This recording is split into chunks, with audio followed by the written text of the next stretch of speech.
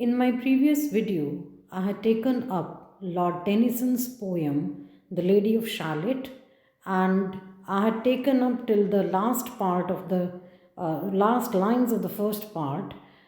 Today, we are going to proceed further, but let's have a quick review of what we had done in the previous lines. See, in the previous lines, the poet had described the beauty of that island on which the lady was residing. It was a very beautiful island, all covered with rose bushes, and it was opposite the city of Camelot. And the thing that joined to the two distant lands was the river, and the river itself was very beautiful to look at. Now, towards the end of that part, the poet had described the Lady of Shallot herself. She used to wear a pearl garland on her head. That means her headgear was made up of pearls. And she used to recline on a velvety bed all the time because she was all alone. She had no one to give her company. So most of the time she used to either work on her tapestry or just lie down on the velvet bed. And fully royally apparelled, she used to wear very royal appearing clothes. That means the clothes fitted to royalty. That's what she used to wear, and such was her appearance, the Lady of Shallots. So today we are going to proceed further and take up the second part, part 2. No time hath she to sport and play. A charmed web she weaves always. A curse is on her if she stay her weaving either night or day. So, in this part, the poet is describing the lady herself. He told earlier that she used to be just passing her time in reclining on the bed, and she used to wear very beautifully like the royals. So here again he says that the lady was all alone. She had no one to give her company. So all the time she used to weave because that was the only pastime she had. She had no one with whom she could play or she could share her thoughts. So she was leading a very, you can say, the life of a recluse. So the only thing she used to pass her time was weaving the web, which people called as the charmed web, magical web. And it was the common, you can say, opinion of the people that she was under some curse. She was under the spell of a curse, and because of that curse she used to weave all the time, whether it was day, whether it was night. She had no one else to give her company, and the only thing by which she could pass her time was her weaving. To look down to Camelot. And as I told you in the very beginning of this poem, that she was not supposed to move out of that building because of that curse. So she even could not look out from her window towards the city of Camelot. See, when we are all alone, at least we can find a moment's respite by looking at our surroundings. But she was not even allowed to do so because of that curse. She knows not what the curse may be, therefore she weaveth steadily. And the lady wasn't aware of the consequences, the actual consequences of that curse. So, all the time she used to weave. See, when we are not aware of what is going to happen, what we do, sometimes it's a kind of bliss to be ignorant. So she did not know what actually will happen if she just went outside or she looked upon Camelot. She didn't know. So even then she followed the dictates of that curse, and all the time she used to weave. Continuously she used to weave.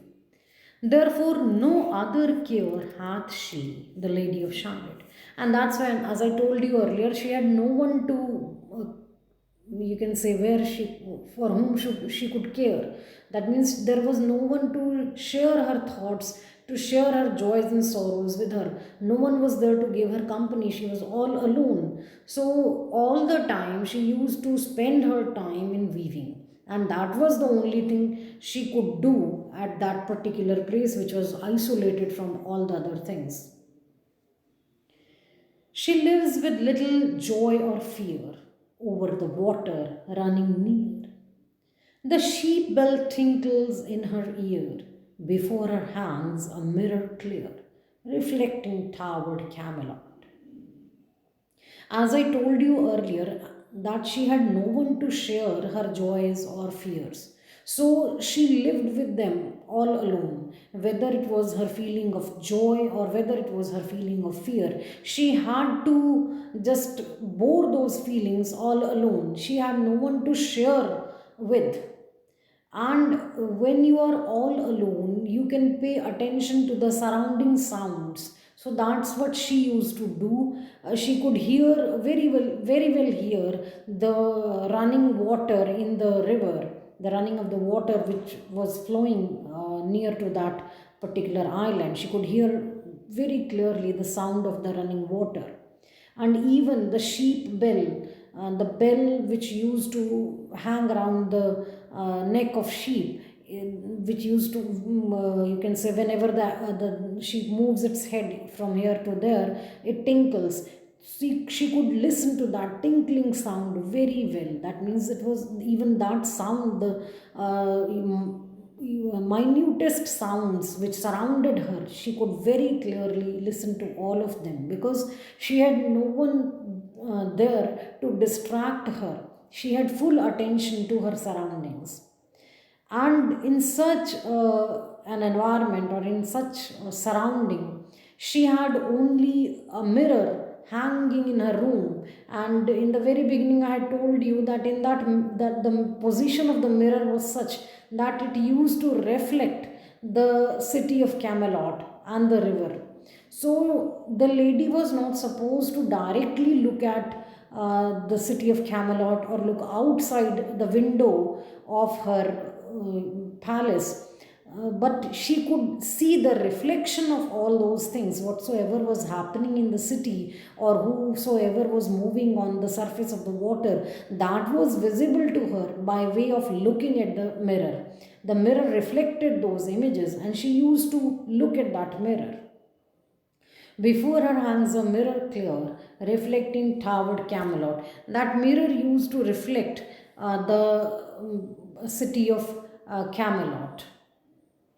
And as the mazy web she whirls, she sees the surly village churls and the red cloaks of market girls pass onward from Shallot.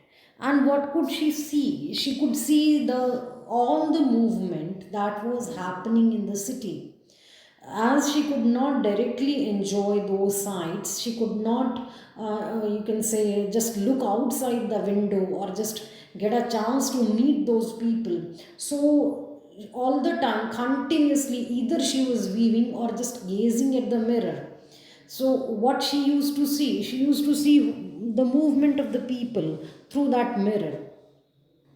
And as she used to see those things, the reflections, she just, you can say, was continuously busy with her weaving work also. So she used to just, you can say, knit that web, weave that web by slow motions. And the web was very, you can say, very large or very long. It was all scattered in the room. And through that mirror she could see the village people moving here and there. She could see the red cloak wearing girls who were going to market, because that market area was being reflected by the mirror. So she could very well see the villagers moving here and there. She could see the girls wearing red cloaks and moving here and there in the market. And those ladies, those girls, they used to pass from the passage that was connecting the island to Camelot. And whenever somebody just, you can say, passed from that passage, The mirror reflected that image, and the lady enjoyed that sight. See how difficult, we can very well imagine how difficult it was for her to pass the time. It's very difficult when you are all alone and there is no one to listen to you. Whatever you are feeling, you have to just be contented with that on your own. So similar situation was that lady was also facing. She had no one to tell what she was facing, or what she was having in her mind or heart. So all the time she used to gaze at that mirror, and whatever the mirror reflected, that was her pastime. And all through this, she continued with her work of weaving. She never stopped weaving. So somehow it was felt that she used to weave whatever she saw on the mirror, whatever the mirror reflected, the images being reflected by the mirror, that was her subject for weaving. She used to weave that in her web. And in this way, she was passing her time. So whenever she used to see any, you can say, human appearances on the mirror, she used to enjoy that sight. So this is what the poet actually wants to just tell you people over here. We'll continue the same poem in my next video. That's all for today.